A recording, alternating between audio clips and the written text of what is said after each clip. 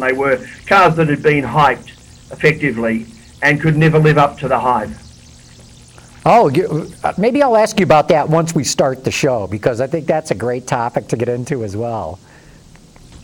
Well, yeah, I like to think we could do a couple from Australia, you know, because I've just been going through and doing really a plotted history of Ford and Holden in Australia. And Ford came to Australia in 1925 and built Model T Fords. And Holden came, or General Motors came in 1924, I think, and bought Holden Body Works in 1931 and introduced the first Australian car in 1948. But along the way, do you remember, and I'd like to talk about this, do you remember something called the Buick XP 2000, which was a 1995 Detroit show concept car? I do. That was a VT Holden, and there was a program called Buick 127. Right. And there were a team of about 40 Buick people who went down from Detroit to Holden to try and develop this car for the United States, but it never got beyond the exploratory stage. And then if we go forward to the Zeta platform, the 2004 Detroit show Buick Valite, is that how you pronounce it? The convertible? That was also it was one of a huge program that they had to build American models off Zeta. There was going to be the Chevrolet Impala, there was going to be a Pontiac GTO, there were going to be a couple of Buicks, and there was going to be the long wheelbase Cadillac. And they had a plan at Holden to build a V12, which was two of the 3.6 litre V6 engines sharing a common crank to create a Buick Cadillac V12. Unbelievable. And I think the Buick concept car you were talking about was pronounced Velite. Velite, okay. Yeah. My earplug's falling out. I saw that. That's okay. That happens. Yes. So there are the connections between Australia and the United States are pretty strong, and it's the same with Ford. Ford over the years have wanted Australia to adapt the Granada and drop the Falcon. Right. They've wanted them to adapt the Taurus. The Taurus, first generation Taurus came to Australia. The Americans wanted us to sell, I think, 10,000, and I think they sold 5,000 in about 2.5 years. So it was a complete failure. Yeah. Because it's front-wheel drive, and at that time particularly, there was an aversion to cars of that size in front-wheel drive because Australians like to tow, and traditionally they've used their family cars, which have always been front-engine, rear drive, either six-cylinder or V8 to tow with them. And for really since 1960 until last year, they were the top two best-selling cars in the country. Unbelievable. Cheers. Just for a little rundown, we're still waiting for Peter De Lorenzo to get here. He's stuck in traffic, and I know I was out earlier and the traffic's bad. When he gets here, I have to go through a few little announcements. Then some of the news I'd like to talk about is California is trying to mandate a certain percentage of electric vehicles. And there was a study that came out, too, from the Center for Automotive Research that if the U.S. goes for a more aggressive fuel economy standard, it's really going to drive up the price of cars. And then I find it interesting, Nissan and Renault both are delaying their battery plant, building their battery plants, one here in the U.S. and with Renault in France. And so I think we could just have a good discussion for the first quarter of the show about electric vehicles. Sure. Then let's get into talking about you and the Australian market and the history and all these other things. And then we'll take questions from the audience. Okay. I went to an Audi event recently in Hamburg at which they announced they were going to pay for the building 50 million euros of 4 wind turbines to go in the North Sea.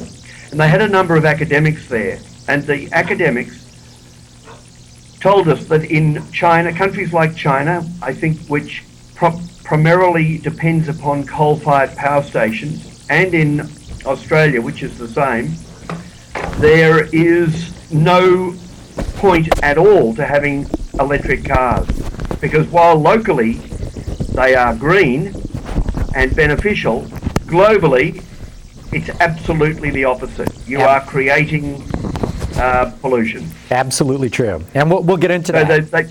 they said, they said the only country, or the country they nominated, where electric cars really work, is Norway, because 99% of their power comes from hydro. Right. I don't know, what is the percentage of coal-powered energy in the United States? About half. Right. Well, About half, maybe more. It's not going to work. No, that's right. So Peter De Lorenzo's here now, Peter. Hey, Peter. Peter, you may not remember, but Robert Cumberford, he doesn't like to be called Bob, Robert Cumberford introduced us at the Paris show in '08. Yes, I do remember. You've got a good memory. Yes, I do. I mean, I was. It's good to see you. Nice to see you. So I was telling Peter that some of the things I thought we should talk about to kick off the show is this California EV mandate. You know, they're back at it. Yeah, it's just a train wreck. It is. It is. The CAR study, Center for Automotive Research, that said, yeah, if we go to the aggressive 62 mile per gallon, car prices are going to jump a lot. And Nissan and Renault both announced this week they're backing off their plans to build battery plants here in the U.S. and in France. They're blaming it on the earthquake. I'm not sure I totally buy into that. Yeah, I'm not buying that either. So, well, why don't we do this? Let me go through the announcements that we got, then we'll get into the show and see where it all goes. And actually, before we get started, I'd like to have Peter adjust his camera. Peter Robinson, can you? Yes, what would you like me to do? Is that better? Yep. Let me. I can put a light on in front of the computer. Does that make it any better? Oh, that looks fine. Yeah, just that shot looks a little better. That way we're not cutting your chin off when we put your name up or anything like that. Okay. All right. Okay, well, I want to thank our partners tonight who are streaming the show in addition to us, wardsauto.com and rumblestrip.net. Remember, folks, we really want to get your questions. We got Peter Robinson from Australia joining us tonight. If you got any questions about Australia, Ford Australia, Holden, or anything else going on there, send them to bit.ly/afterhours. That's bit.ly/afterhours. Or send us an email. You can send that to viewermail@autolinedetroit.tv. Or give us a call. You know, we've got a Google line. You can call from just about anywhere. 1-620-288-6546. We want to thank the volunteers who are helping us monitor the chat room. Mud Monster and Rumble Strip. Great having you guys with us again. Remember, we'll be posting the video of this show shortly after we finish this show. And you can get the podcast tomorrow afternoon at the iTunes store. Just look for Autoline After Hours. And don't forget that you can get this show and all our shows on your smartphone or BlackBerry via Stitcher. And if you go to our website and look for the Stitcher logo, click that on. It'll walk you through the paces, and you can get it on your phone as well. And we'll get started here any second now. Autoline After Hours is brought to you by Bridgestone, passion for excellence. Chevrolet, the all-new Chevrolet Cruze. Get used to more. And by Hyundai. Experience the 2011 Hyundai Sonata today at HyundaiSonata.com. Thanks for joining us, folks, and joining me as always for the show, too, the Autoextremist, Peter De Lorenzo. John, how are you? I'm doing pretty good. Took me an hour to get here. Oh my gosh. Traffic? Yeah, there was a horrendous wreck on eastbound 696, and it was just a parking lot. Yeah, and it's been raining on and off today, and it always slows So people the westbound people have to, totally screw everything up by slowing. Typical. Yeah, typical. Hey, and joining us from Sydney, Australia, we have Peter Robinson with us via Skype. Peter, thanks for joining us here. Hello. Well, you can say more than hello. Hello. Well, g'day. How's that? Now we know you're there. Thank you. So let's talk about some of the news in this week, and then I want to very much get to what's going on in the Australian market. But here we go again. California is mandating electric vehicles. Now remember, I think this is, if I remember right, their third attempt at it. And the first two attempts ended in disaster because, as I've said before, even though you can mandate car companies having to build electric cars, you cannot mandate that consumers buy them. And this time, California says by 2018, they want 5.5% of all the cars sold in the state to be electrics. That would be some 81,000 EVs, which is more than all the hybrids they sell in California right now, by the way. Yeah, well, I just wrote a very complimentary column about the true believers in the business, and especially with General Motors, what they did with the Volt. But I got to tell you, there is a malicious element in California. And it's about time that the enthusiasts in California, I'm tired of hearing from my enthusiast readers, and there's some great enthusiast readers in California. There's great driving roads, great ability to enjoy your cars out there. You enthusiasts have to gear up and really start taking these crackpot politicians down, or you are not good. You're going to wake up in 2018 and wishing you weren't living there.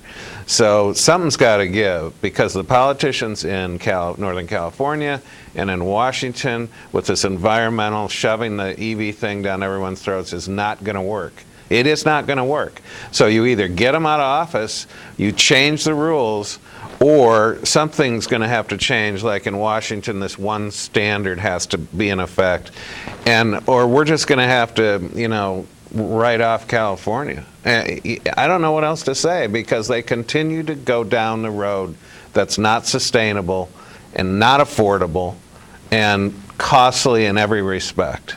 This country exists because people have a choice.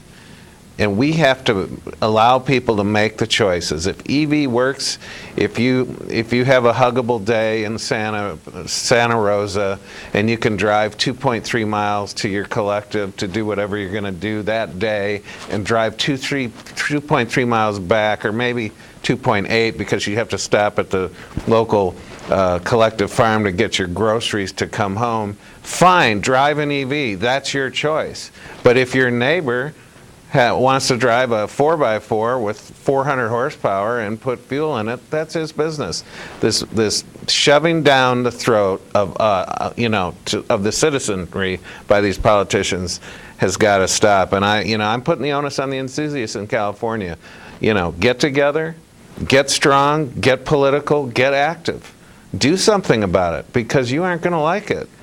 You're right, and it's not only just the mandate that's there, it's the incredibly generous subsidies of these cars. $7,500 federal tax credit, $5,000 from the state of California on top of that. It's crazy how they're force-feeding this technology and pouring taxpayer money into making it happen. And don't forget, this is a state that's been hovering in bankruptcy for years. I mean, they've got huge debt and just a tremendous amount of problems, and this is what they focus on.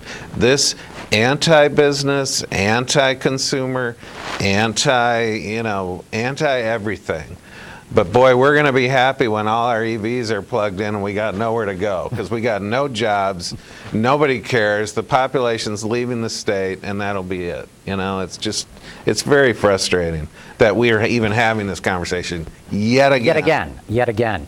Peter Robinson, what's the situation in Australia? I'm sure there's a bunch of people pushing for electric cars there as well.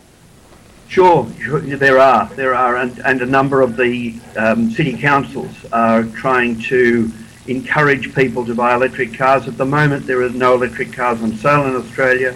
There's a Mitsubishi coming along mid-year, but again, it's going to be 3 times the price of a petrol version of that car. The problem we have in Australia is that most of our energy comes from brown coal. And if you are creating energy in that way, then while electric cars will be environmentally friendly in a city area, globally and nationally, absolutely the opposite is true, because you're creating more emissions by burning the coal in order to create the electricity to charge the cars. So it just doesn't work. And the same thing applies in China, where I think between 75 and 80% of their energy comes from coal. A lot of it exported from Australia. No, you're absolutely It's right. ludicrous. It is ludicrous. In this country, I think we're 60% coal-generated electricity. And so, you know, I think there should be a truth in advertising hearings here. Nobody should be able to call an electric car zero emissions. And that's what California's mandate actually is. It's what they call the ZEV mandate, zero emission vehicle. Yeah, it's well, not an true. electric is not zero emissions. It's you're splitting nukes, you know, you're splitting atoms, you're burning coal, you're burning electricity. There's some little bit of hydro, there's some little bit of wind, some little bit of solar, but it's mainly nuclear waste or, you know, CO2 generating coal, so don't call it zero emission. Well, yeah, but that's really the sell-in, you know. Oh, just plug it in. Oh, I haven't bought gas in so long in my Volt. It's all wonderful. Somebody's paying somewhere down the road, and we're paying. And you know, Peter brings up a good point. You know, the Chinese, their power generation is coal dependent, and they're signing up for, you know, bad environmental breathing, you know, whatever they're doing. It's not going to work. It just isn't going to work. Well, to me, you know, the thing is, you know, we're going to have to wait till the end of the decade, I think, before it catches the rest.